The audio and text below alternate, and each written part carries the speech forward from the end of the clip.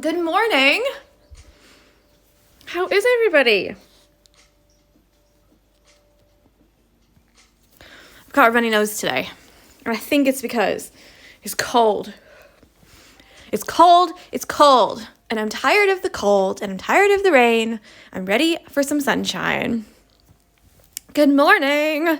Okay, let's get to it. Today we're going to do this wee snake plant right here. So hopefully this whole little corner will be finished. Finished. Because I still have so much to do. But that's all right. So we're going to do the snake plant. And I'm going to show you the regular way that I normally do a snake plant. I've taught it 1,000 times, I feel. It's so effective, but so stinking easy. Okay? So simple. Yeah? But I'm also going to show you another way, which makes a 3D little plant thing. Good morning, George. So it like comes off of your hoop and off of the fabric. So I've got another one drawn here. So I'll show you the first one with one leaf first. I would suggest, I'm going to do the one right in the middle, like smack dab in the middle from start to finish, just so that you can see the whole thing. But I would suggest doing, normally I do like one color. So I'll do like the darkest color and fill in all of those bits first. Then I'll do the lightest color and then I'll go back and outline. So we're going to do 3 strands for these 2 middle colors here. We've got a nice dark green and then we have like a lighter green. You don't have to pick these same colors. You can do any kind of variation because there's lots of different kinds of snake plants. Actually, my snake plant doesn't have this outline, this pink, this yellow kind of border on it. Mine's just dark and light, and it has a much smaller, let's say stripes, because mine literally has like 50 stripes in one leaf, whereas some of the snake plants you see, they have like much bigger, thicker stripes. Hope I'm making sense. So I'll do one full one so you can see how it is. And then I'll show you the woven one. It's the picot stitch. So yeah, definitely it's the weaving one. And it's super fun. So it might be a little bit weird to have like all of the texture here and the texture here and have weaving in the middle. But they're super effective and super fun. And I thought, you know what? I'm just going to do it because someone will want to try. And it's the perfect plant for a woven picot stitch. So let's get started. Now I know in the pattern, I've kind of separated it for you so you can see what they're like, how thick they are. But you can make the sections as thick or as thin as you want to. So don't think that just because I've put them like that. So for example, I've done 1, 2, 3, 4, 5, 6, 7 lines or stripes on this one. Yeah, because we'll do every other one. Just because I've done that many. You could do less or you could do more. It's completely up to you how you feel. Just remember that this is going to go on top of everything else. So you want to go up to the line here and even a little bit into it if you've stitched into it like I have. Yeah? So don't leave a space around it, basically, because we want it to be layered on top like that, not kind of floating next to it like that.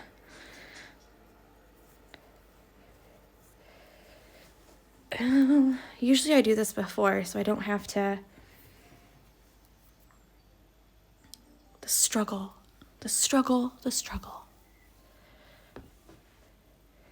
And actually, it was really nice and sunny here earlier, and I even went out and had a little walk around the backyard, checked on all my plants, and then I started pissing it down raining.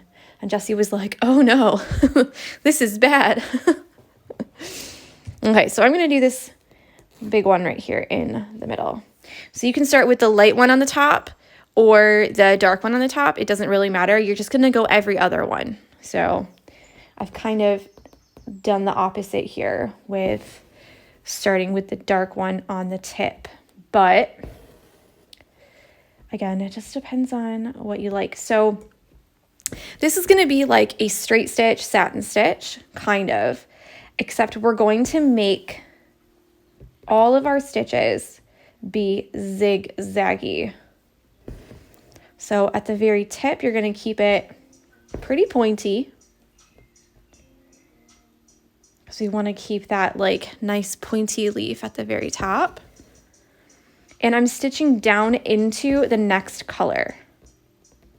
And I'm trying to make them all different lengths. So I don't want to have any two that are like right next to each other. I kind of want them to be like this, up and down.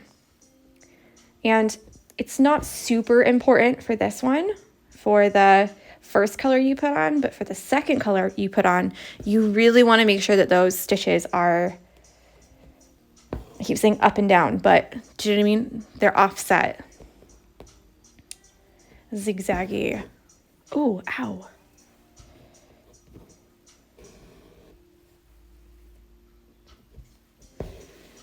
So we'll do 3 strands for this. And we're going to do a 2-strand outline in whatever color you choose. So I like to choose a yellowy green. So these are the colors that I've got.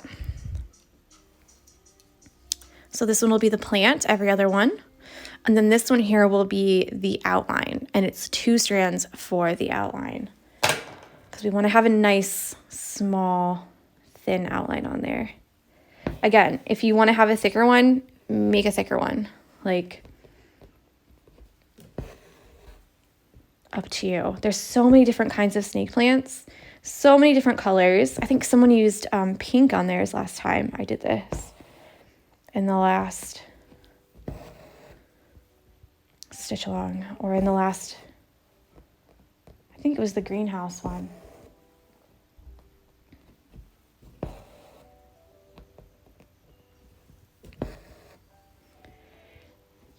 So there's lots of room for like creativity and like making this your own kind of pattern. Okay, so this is kind of what I mean about making them not all the same. So this is not the same kind of satin stitch like we did down here. So I guess you can say it's long and short stitch maybe. Some people really like to put names on it, and they want to say, oh, do you mean it's this? It's like, calm down.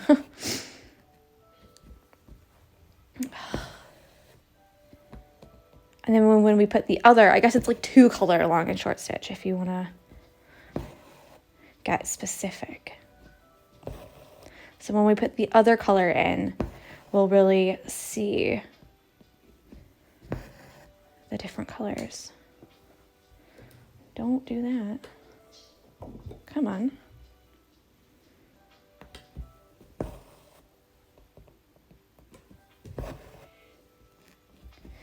Okay. So you can see I've really stitched into the other color, the black part. I'm trying to keep the same outline that I had in the drawing. But you can always kind of make that up later if you need to. Now we're going to cover up the edge of this with the soil. So it's okay if you don't go all the way, like tuck it way down in there. You just kind of put some right to the edge and that'll be fine.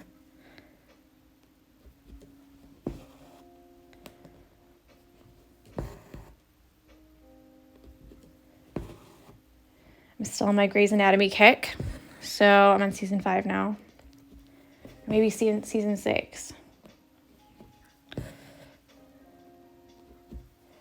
I'm running out of shows to watch, you know?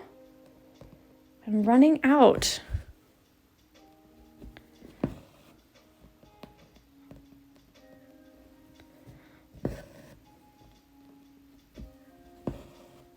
Okay, so we've got that so far. Obviously, it's easier if you do all of one color first. It's a little bit confusing because I've printed mine a lot later than you've probably printed yours. So it looks a little bit confusing right here, but there should be 6 altogether. So there's kind of 3 1, 2, 3 that kind of come from straight from the bottom, and then all the other ones are like tucked behind. So there's one here, and then a little tiny one right there. But I'm not going to do all of it because one, it'll take too long, and I really want to show you the other way as well. So it's really the only place that I can put it in this pattern. So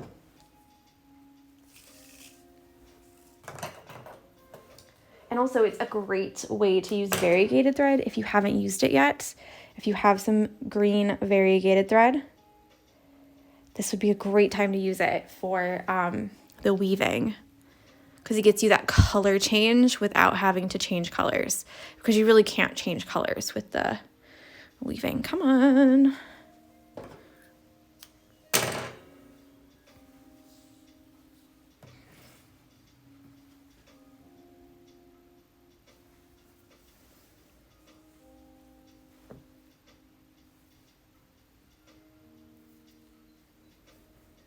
I'm also running out of thank you postcards for my orders. So I need to figure out what my next ones are going to be. That's on my list of jobs today. So that should be fun. So all we're doing here is coming up in the dark part and making sure that they are, I say blended, but the colors are so different, they're not going to look blended. You kind of want them, they're not going to look blended like two colors are blending together, like if you were to paint them. Do you know what I mean? But we want them to have some short stitches and some long stitches. And really the only thing you have to remember is to cover up the fabric. So there's like no way that you can do it wrong.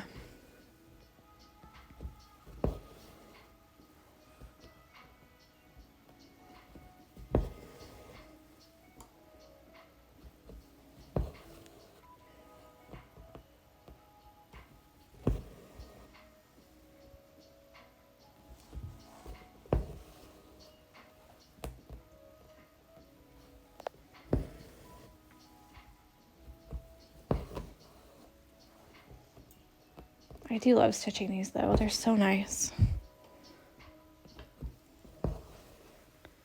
I can probably get one more right on the side there. And then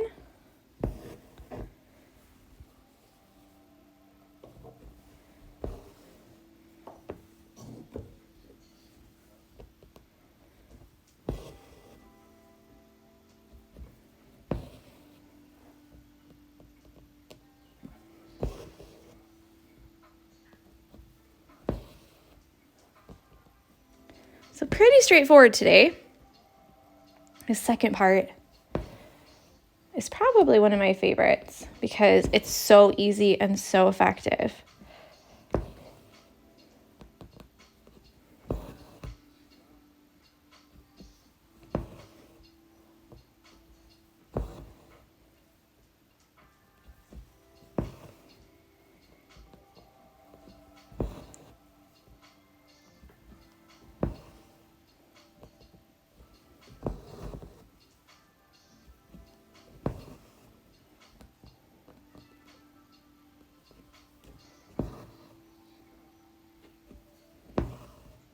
No.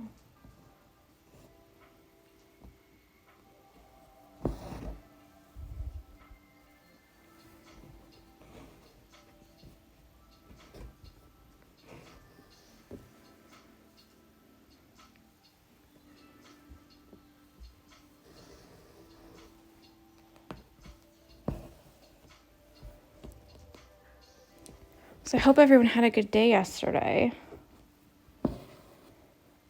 Mondays, man. Am I right? I felt like it was another super busy day for no reason.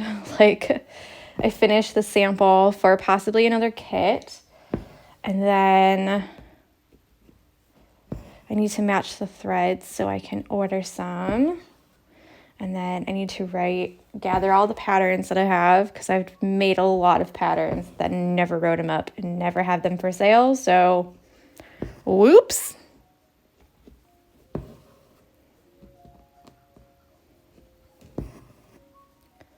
But now that I have a thread book, I probably could do with a couple more dark stitches right there, because they look a little bit like someone's taken a bite out of my snake plant, you know? I'll just do a couple more, and then we've got 2 strands of that light green color, and we'll do a stem stitch for the outline. So very similar to what we've done up here, just smaller.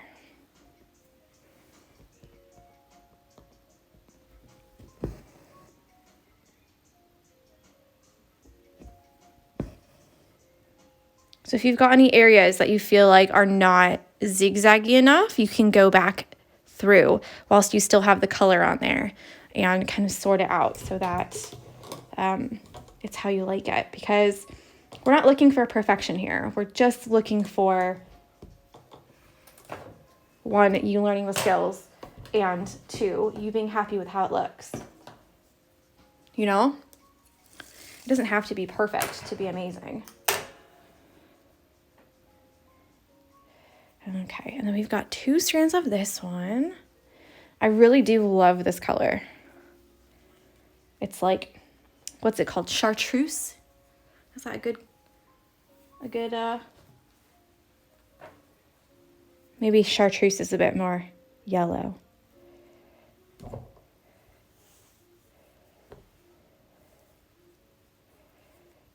Someone put in one of the Facebook groups that, in the embroidery Facebook groups, that there's actually names for the DMC colors, and they're like very light mauve, very, very, very light mauve, super, super light mauve. And they're quite funny if you read through them. Okay, so now we're going to do a little stem stitch. Obviously, it's easier if you do all of one color, finish that color, then do all of the next color, finish that color, and then go and outline it. The other way that some people like to do it is outline everything first and then go back through, but there's plus and minuses to both. Sometimes if you do the outline first, it kind of gets like smashed down a little bit. Like you can almost like stitch over top of it. Where if you do the outline last, then you can put the outline anywhere you want, and it can kind of lay alongside or on top of the stitches that you've already done. So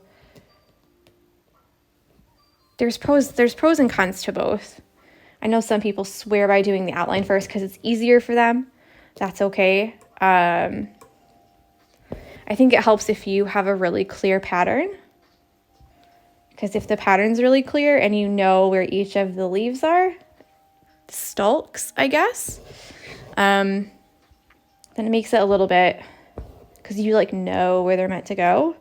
Whereas if the pattern's a little bit like, oh, I can't really tell, then it makes it harder to figure out where to do the outlining after they're all filled in. I feel like I have to sneeze.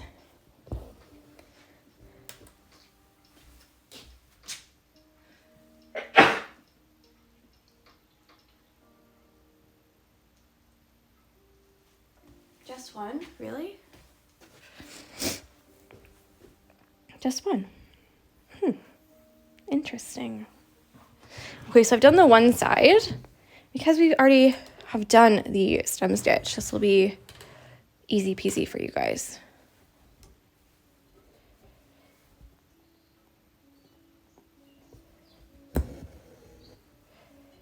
So after this whole bit will be done, this little corner, except for the floor, obviously. So we'll do that later.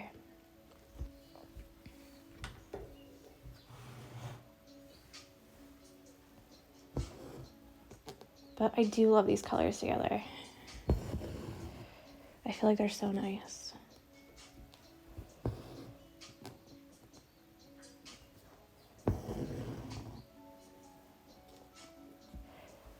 If you wanted a thicker outline, you could do more strands of the bright yellowy green. I'm only doing 2 because I like a thin little outline. That's how I like it. But you can make it thicker if you want.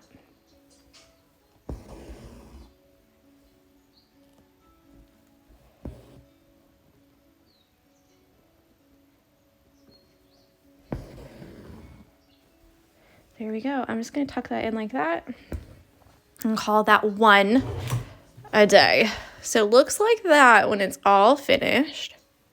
Just the one guy, he looks like he's giving us the finger. He's like,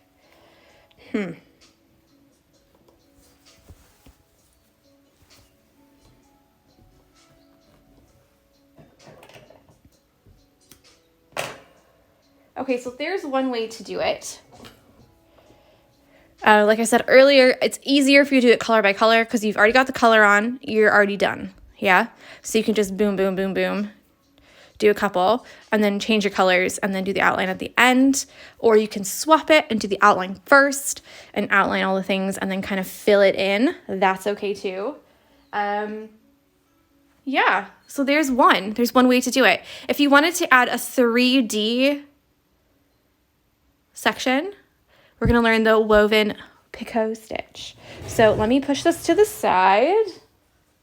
And I'm going to use a variegated thread for it so that you can see the color change. So what you're going to need for this is an extra needle or a pin or something like that. Like those pins with the balls on the top. You can use one of those.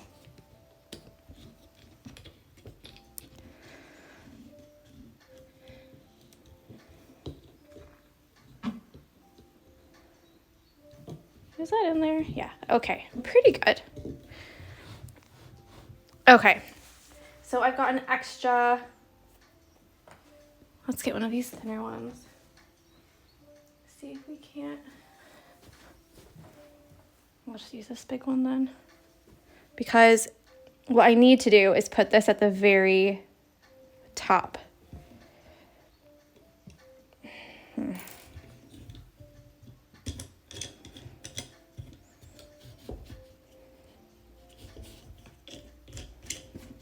Ugh.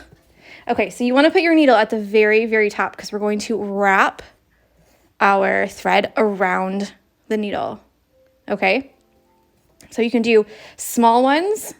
Maybe I'll just do a smaller one on the side so that I can actually put it in the hoop stand. So you can do skinny little ones by using less strands. Not less strands, less warp, I guess. You'll see what I mean in just a minute. Okay, but we're going to start with 3. So it has to be an odd number, just like the woven wagon wheel roses. It has to be an odd number. So you could do 3, you could do 5, you could probably do 7 or 9 if you want a really, really thick one. This is going to drive me nuts, isn't it?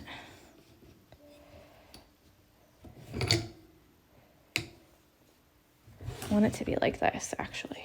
I should have used a bigger hoop. What am I doing? I'm pretty sure I've done this tutorial on this size 4-inch hoop before, and I was like, ugh. Next time I'm going to use a bigger one. Did I remember that? Nope. Nope, I didn't. But that's okay. You live, you learn, right? Okay, so this is what we've got so far. You're going to take your thread, and I'm going to use all 6 strands. You do need quite a bit of thread.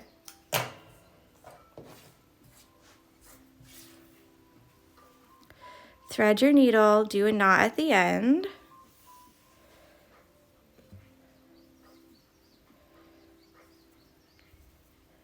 Now I said I'm using this variegated color changing thread because the snake plant has more than one color. And I don't want to have just one color in my snake plant. Yeah? So for this one, you're going to go up on the left or the right, doesn't matter.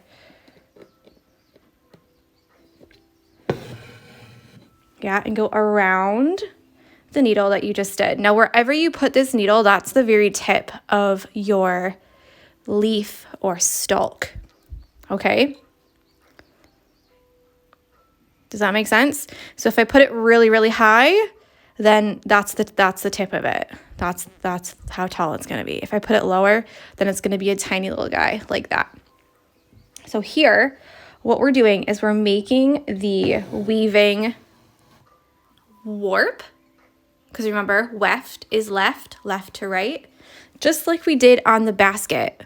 So imagine that these are the up and down lines that we made for the basket. So we're doing like this, yeah?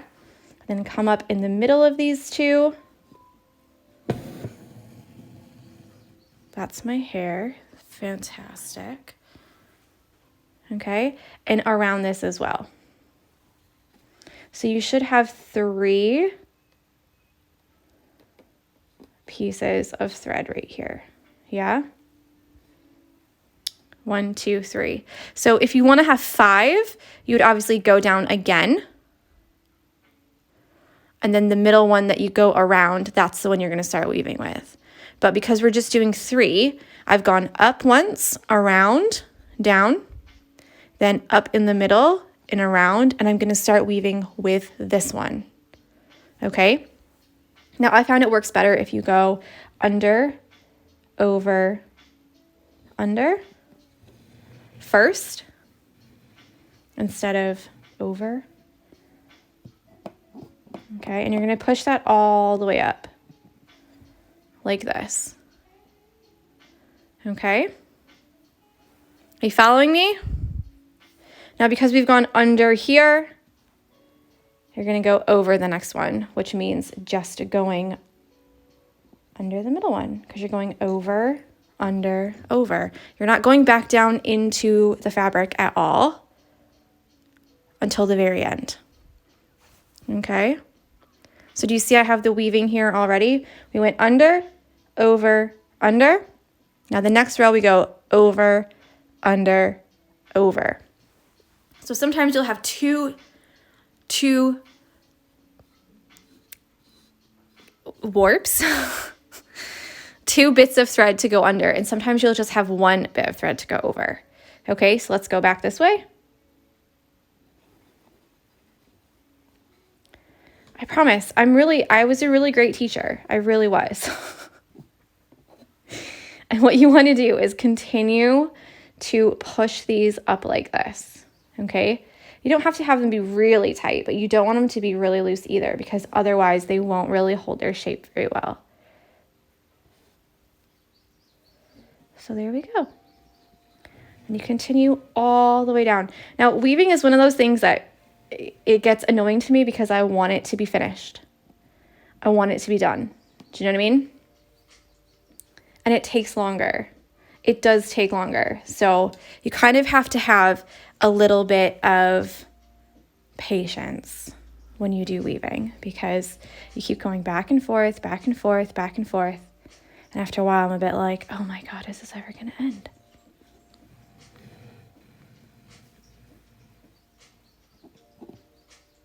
Remember, keep pushing those up there like that.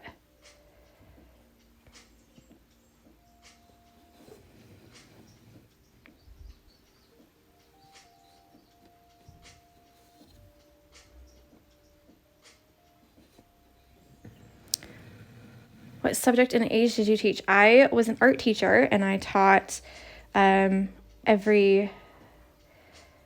See, this is why I don't like using the tip of my needle because I've just gone through these threads and I cannot go through the threads. You have to go under the threads. So yeah, I taught art and I taught every age. So anywhere from 4 years old to 18 years old.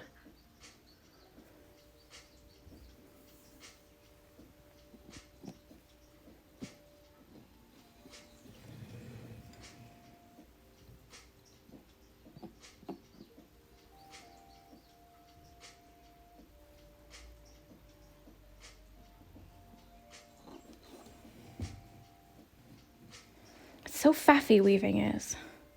But it looks so good when it's done, I promise you. It is worth it. I promise you it is worth it. Okay, so let's continue pushing those up. You're probably like, Tori, this is going to take forever. It really doesn't take that long once you get into the little groove of doing it.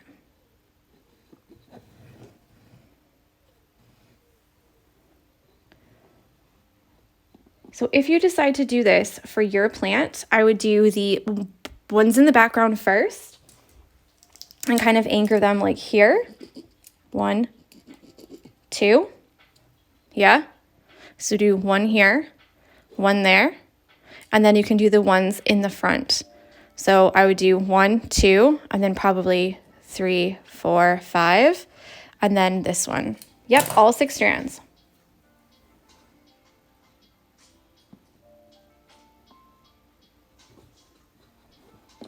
Obviously, you can make them thinner if you want to, but for this, all 6 is fine.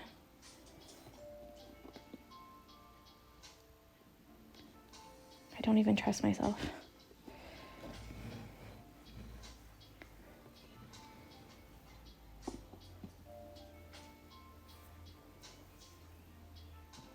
I always wish I could speed this up and make it a time lapse. Looks like corn. If this was yellow, it would be corn.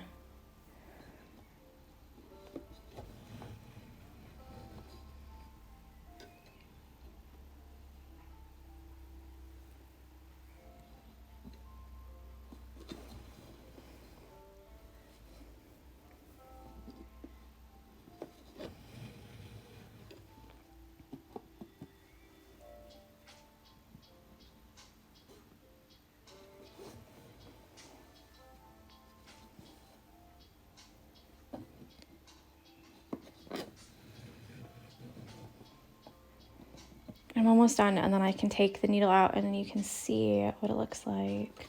Now this is also a really thick like shafted needle at the very top. So if you use a thinner needle or a pin, like I said before, those ones that are like straight pins and they have the little ball on the top, those ones are great for this because they're quite thin. As in, like, the actual shaft of the needle is quite thin, whereas this one is really thick. So my tip is going to be a little bit more rounded at the top, whereas if you used a thinner needle, the threads give more of a chance to really get up in there. So that's kind of why you have to keep pushing them up like that. And when you start, push them up as far as they can go. Oh man, I thought I was almost done. And you can tell the color changing. Thread.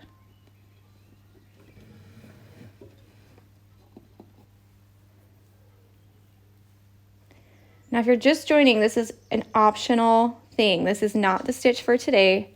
This is optional if you want to give it a go or if you want to add it to your embroidery. So I'm not going to explain it again.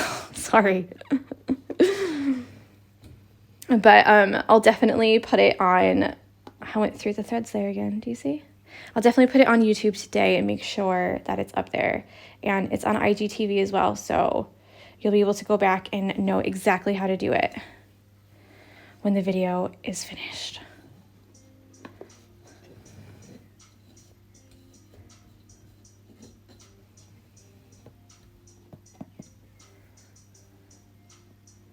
That's where it starts getting tricky.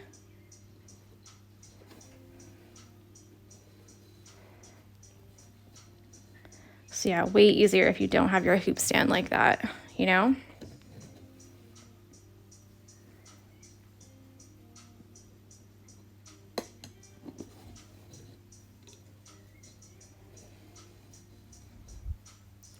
So you want to keep pushing it up. I know I keep saying it, but the tighter that it is, the more like solid it is.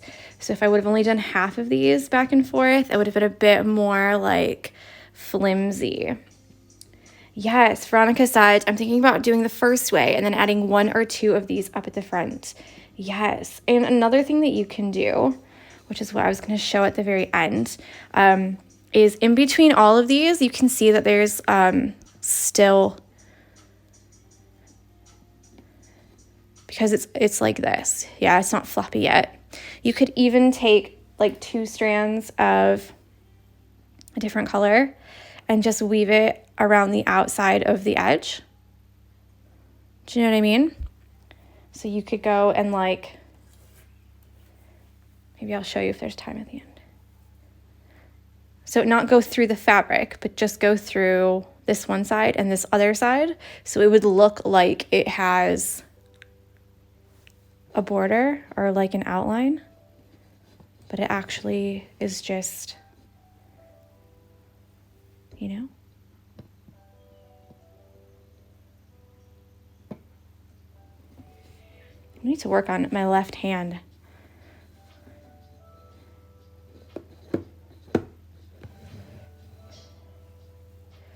Okay, I only have a couple more here. Then I'll show you what I mean.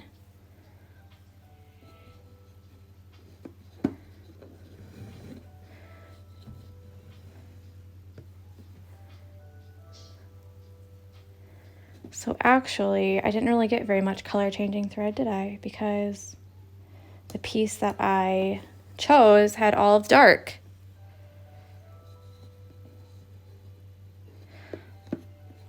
So be a little bit strategic when you pick your variegated thread, because if I would have just cut all of that dark off, then I would have gotten more of this change here. I wasn't thinking about that, was I?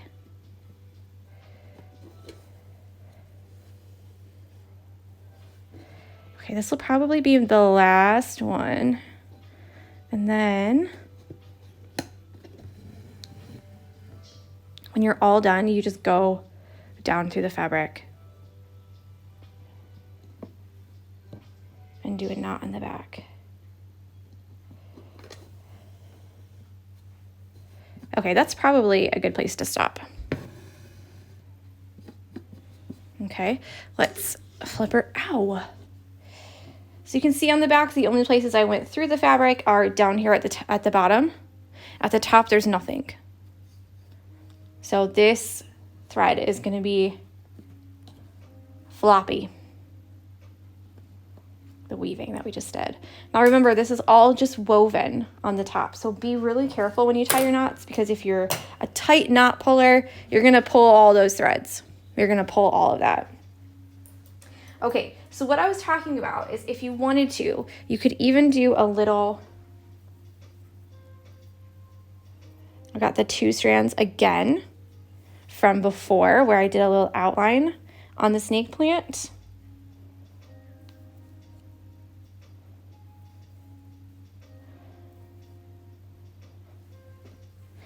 You could even come up on the bottom, because remember, we want it to be floppy. We don't want to pin it down necessarily just yet. So what you could do after we take this out, because it'll be easier. So what you could do is slide your needle between the fly.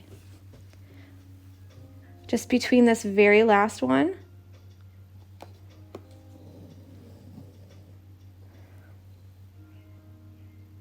You could do it every once in a while, or between every one.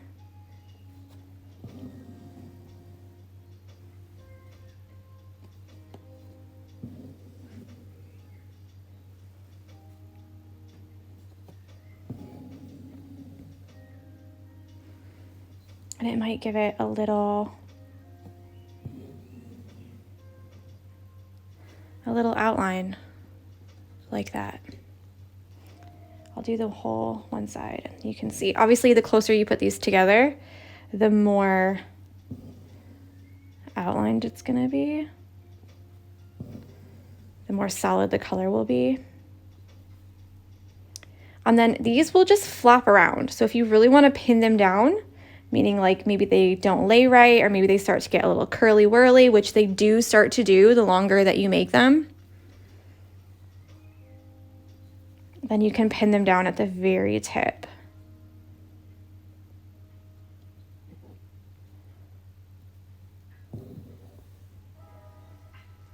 Let's just do the rest of this one. And then we'll call it a day. Another long video today. Sorry, guys.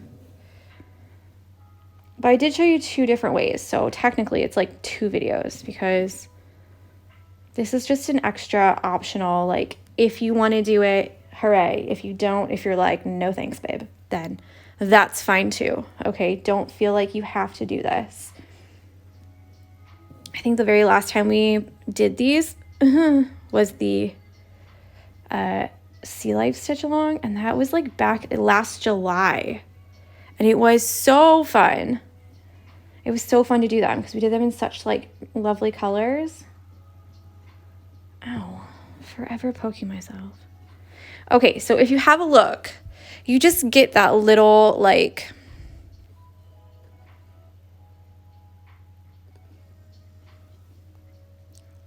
suggestion of a color there. Obviously, I didn't do it between every single one. I only did it like a little bit, just on the edge there.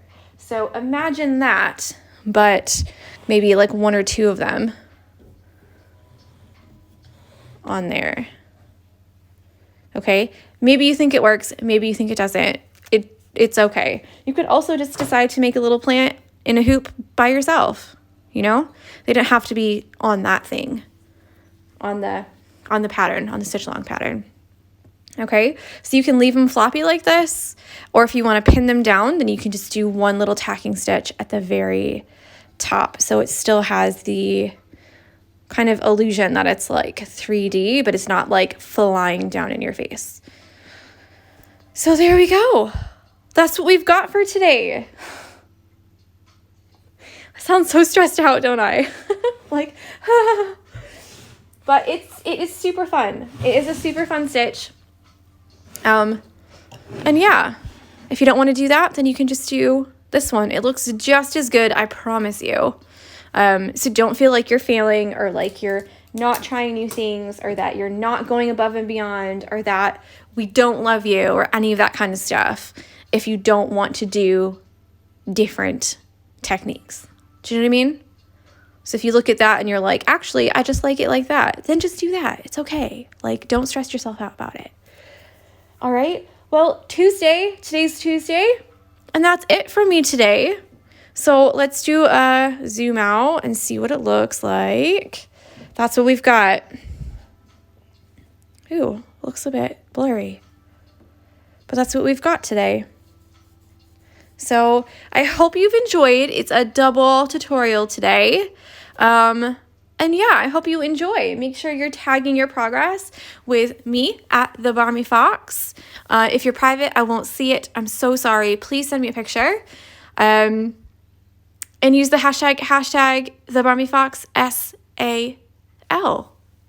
So there you go. I'll talk with you tomorrow at the same time, 10 o'clock. All right. Bye.